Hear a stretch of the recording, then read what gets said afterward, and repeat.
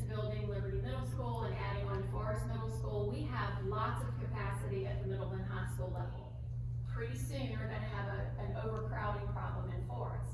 So to prevent the building of another elementary school, which will cost $25 to $30 million in the Forest zone, we said, let's look at reconfiguring the grade levels in Forest exactly the way we would do if we decommissioned Stewartsville. That would keep our pre-Ks. It would move our 5th graders up to our middle school in Forest, which has just been expanded. It has lots of room. And let's move our 8th graders up to Jefferson Forest High School. That's always had a large capacity of about 1,600 students. Again, I just want to emphasize, and this is something we tried to emphasize to parents, we're not trying to make these students middle schoolers or high schoolers. We are trying to put them in a building we have capacity in, but they're still going to be treated like 5th graders, they're still going to be treated like 8th graders. Coding is an option that we have, but it's not even discussed. Because education is important to the children here. And we have parents in the Liberty Zone who send their children to Forest because they think it's better education for them. Education is important for the students here, and I know you know this. Yeah. But it's also important to the economic development because of the people want to move here because they want to get their children a good education. So why wasn't that considered when you were considering all your options? So actually, we presented redistricting options. Since Dr. Bergen has been here in the last 3 years, and we presented 3 different zoning options, and all 3 were voted down. So we felt like our board had been clear to us that that wasn't something they wanted to consider. So they could go back to that. They've heard that a lot from parents, and so I think we have had some questions. Stood there and told me, JF is 110% overcrowded. Liberty is 70%. Would it not make sense? I know you are presenting it. Isn't that a common sense of someone just has to make a decision? Nobody will. Yeah. And it's, to me, I'm being blunt here, it's leadership.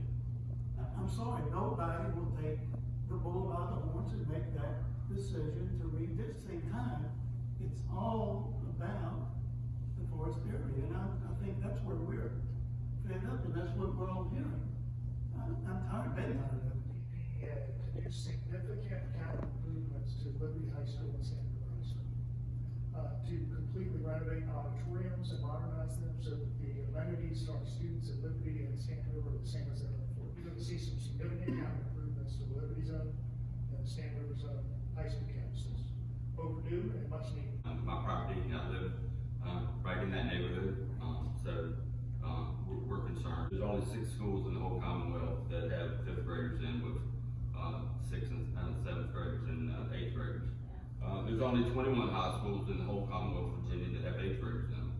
And most of those are located in localities that are very rural, very poor. The rest of the Commonwealth, the school systems believe in the elementary system of K through 5, the middle school system of 6 through 8, and the high school 9 through 12. I would ask you why we think that makes more sense than what everybody else in the Commonwealth is doing. We looked at capacities, and we looked at what we had to, what we have to work with, what we know we're going to have to put out to keep maintaining all of the buildings that are not at capacity.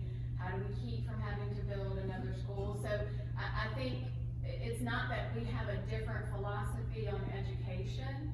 It's that our board asked us to come up with options that would not cost anybody money.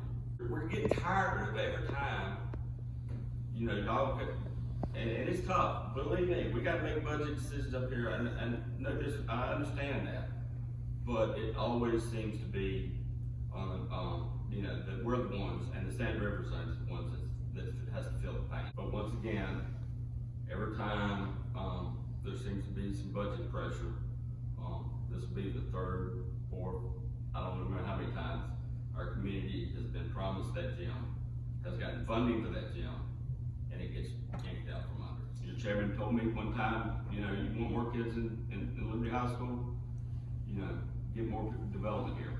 Well, I took him up on that challenge, we've taken him up on that challenge, and we're gonna do everything we can to grow this community.